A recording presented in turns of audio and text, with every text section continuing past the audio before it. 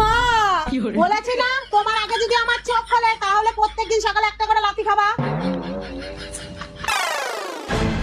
এই শাশুড়ি তো একটা ব্যবস্থা করতেই হবে।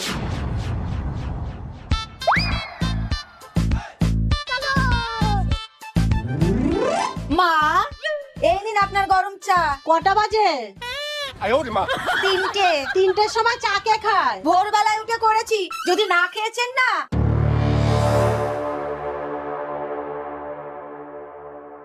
মা মা আপনার জন্য জল খাবার। কটা বাজে? 3:20। এখন কে জল খাবার খায়? সেসব আমি জানি না, আমাকে আপনার আগে উঠতে বলেছেন, আমি উঠে ঘরে সব কাজ করছি।